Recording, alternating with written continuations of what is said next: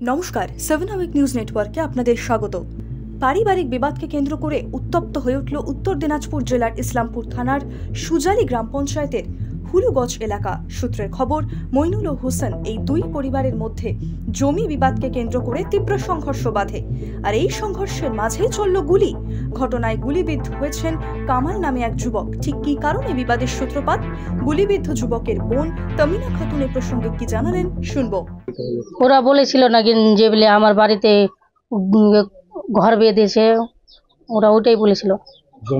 হ্যাঁ, ওরা বলেছিল অমিনে আনতে। আমার বড় দাদা বলেছে আমি আনতে পারবো না, তোমরা নিয়ে এসো, যতটুকু পাবা ততটুকু নিয়ে নেবা। ওই কথাই নিয়ে মারামারি হয়েছিল।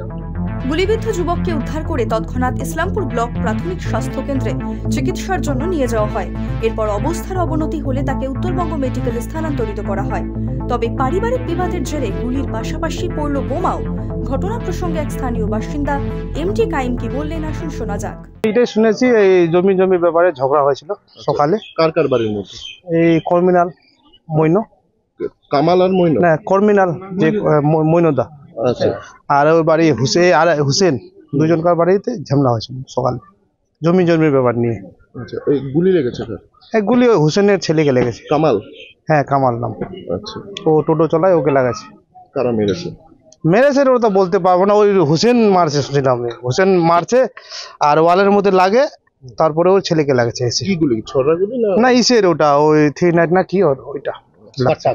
হ্যাঁ, আর যদি ওয়ালে লাগেছে। ও যদি সিধা মারো তাহলে তো ঢুকে যেত পেটে, কিন্তু ওয়ালে লাগে, ওকে লাগছে। আর একজনের মাথা ফাটছে রামগঞ্জ হসপিটালে। হ্যাঁ, ওটা পরে কিন্তু মারপিট হয়েছে। কি হয়েছে সেটা? ওর মাথা ফাটে গেছে, ওই লাঠি ডাং ঝগড়া দুইজনের মধ্যে। বোম কয়টা পাওয়া গেছে? বম 4টা না 3টা মতো পাওয়া গেছে। বমগুলো ওই পানিতে ভিজাই থেকে দিলাম। খবর পেয়ে ঘটনাস্থলে পৌঁছে পরিস্থিতি নিয়ন্ত্রণে আনে ইসলামপুর থানার পুলিশ। পারিবারিক বিবাদে এভাবে গুলি চলার ঘটনায় স্বাভাবিকভাবেই চাঞ্চল্য ছড়ায় গোটা এলাকায়।